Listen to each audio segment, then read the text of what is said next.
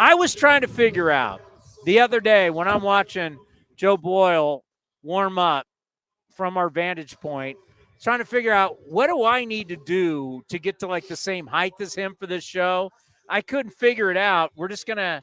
You're 6'7". I mean, Yeah. it is what it is. How are you? Good. How are you doing? Well, I tell you what, we're as happy as hell to see you here.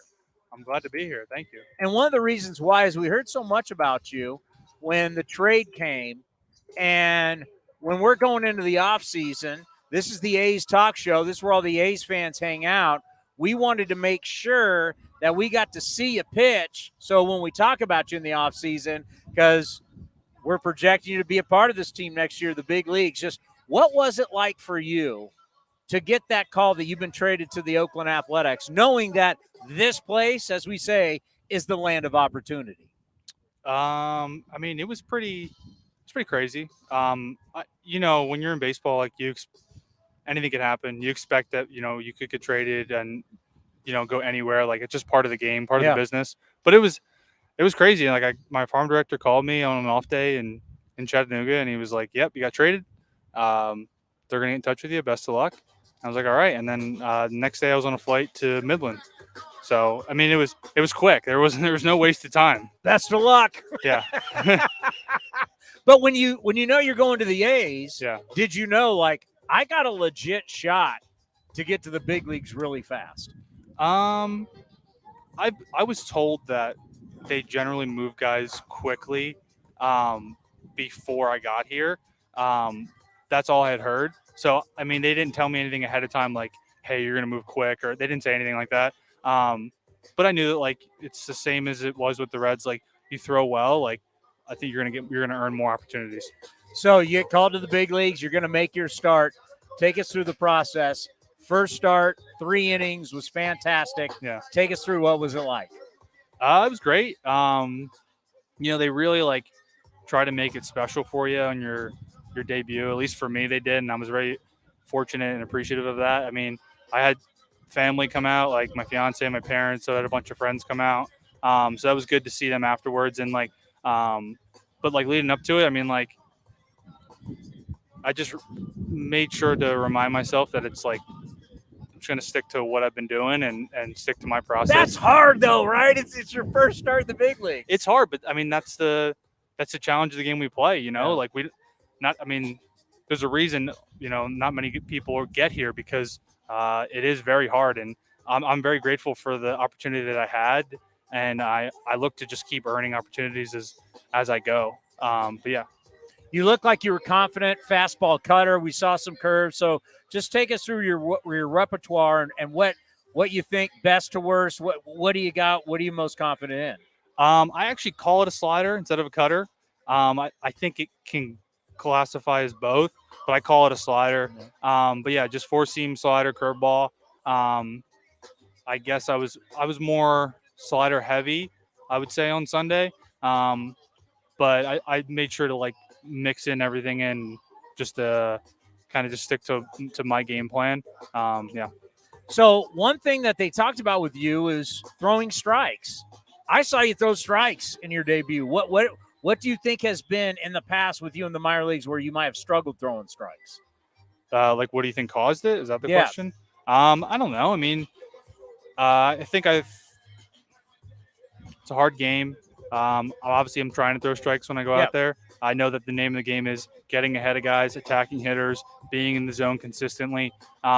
So it was just like it was a process. It was working on going out there with a plan, making adjustments as the game goes on, self-regulating mentally, physically, and and focusing on what I had to do versus like trying to battle myself out there and thinking about the wrong things. I think the change that really helped me was being more intentional about what I was thinking about when I was out there. I think that's really what helped me start to turn it around and put together more competitive performances and giving my team a chance to win more consistently. You're from Kentucky. We all know Kentucky, horse racing and basketball. You're 6'7". How many people tried to push you into basketball and yet baseball was your love? All right. So I'm actually not from Kentucky. Okay. I was born in Philadelphia. My parents born and raised in Philadelphia. My grandmother still lives there. My aunt and uncle and my cousins still live there. I moved to Louisville from St. Louis before my senior year of high school. So I was spent most of grade school and high school in St. Louis, Missouri. Spent senior year in Louisville, and then when I was at Notre Dame, my mom and my parents were still living there, so I'd go back during winter break and stuff like that. So I was never pushed towards basketball. I mean, I was because I was tall, but not like everybody. When you're tall, it's like you got to play hoops. You got to play hoops. Everyone was like, "Yeah, you want to come play basketball?" And I was like, "Power forward." yeah, and it was like, "No, I'm just baseball. I'm just baseball." So, did you grow up like an Eagles fan? Yeah. Okay, so my dad's a huge Eagles fan. Are you all Philly? Yeah, I'm all Philly. Yeah. Okay. Yeah. Because the St. Louis Rams would have still been there when you were growing up. Yeah, they left when I was there. They left when I was still in St. Louis. So Cardinals, Rams, but you're more Sixers, Eagles, Phillies kind of guy. Yeah, I grew up a Philly fan. Yeah. Well, Notre Dame right now. Notre Dame football back.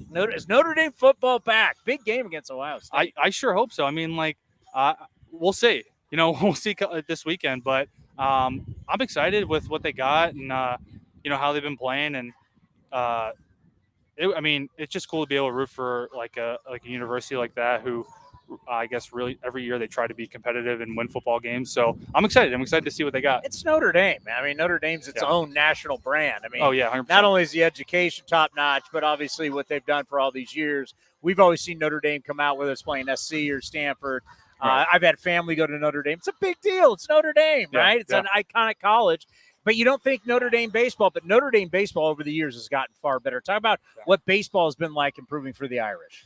It was cool to see the progression of Notre Dame baseball. They really didn't start to excel until after I was gone. I was drafted the COVID year, which was the first year for the new coach, Link Jarrett, who took over after my sophomore year. And I got to see them go to the Super Regionals in 21, and then 22 they went to Omaha. So that was really cool to see that program win. I had a lot of buddies still on the team, and it was cool to see them make it far. And I know that there's so many guys I played with in the past that were rooting for them, and it was exciting. It was exciting to watch that. I didn't realize you were the 2020 draft. I thought it was before then. Yeah, no, I was COVID. You've had. It's hard to explain to people, but your guys' journey is different than anybody that's ever. Because remember, they condensed the draft. Mm-hmm. It was only 20 rounds. 5 rounds. 5 rounds. Yeah. And then they were able to sign a bunch of people, but you can only sign for a certain amount. Right. And then you didn't have really. Did you go to the alternate site? No, I didn't do anything. I got drafted and didn't play. I didn't play. I didn't show up until February of 2021, and I just was playing catch in a park with my brother. Everything was obviously it was COVID. Everything was shut down. So I was kind of on my own. The Reds were good with communicating with us, and pitching coaches reaching out, strength coaches. But it was interesting. It was an interesting start to my pro career. Well, the most interesting was Garrett Cole's wife was a great player, softball player at UCLA. Oh, yeah. And the video of Garrett Cole and his wife was pregnant, playing catch in the park together, just told you about the madness of everything going on. So some guys I've talked to, when you got a lot of wear and tear and a lot of mileage, some guys had as amateur players, that maybe not pitching in 2020 wasn't so bad. It allowed you to kind of get healthy. Where were you on that, where you get drafted and then you got time? Were you able to utilize it, to get a little more healthy? There's a lot of negative to it. Was there any positive to it? I would say the positive was probably more off the field, just spending time with family more. I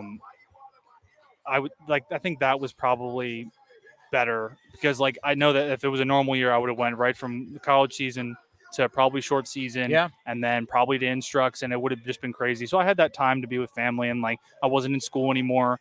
In terms of baseball, it was tough. You did your best to work on stuff, but in reality, you don't know what you need to work on until you show up, you pitch, and the game kind of instructs you and teaches you kind of how you need to evolve to get these better hitters out.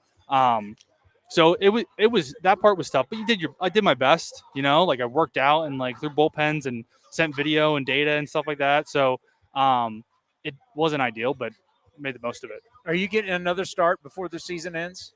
I am scheduled to pitch on Saturday. That's what I've been told. Okay, so what do you think? Let's end on this because we know you got to go. Um, what do you think it means to you, these two starts, and then you head to the off season knowing that you've been in the big leagues and now you can train as a guy that has been here before? I think I'm excited that I get the opportunity to pitch against obviously the best hitters on the planet, arguably. I think that the game will instruct me. It'll tell me, what works, what doesn't. I have an idea. Everyone has an idea of what plays up, what scales up to the big leagues.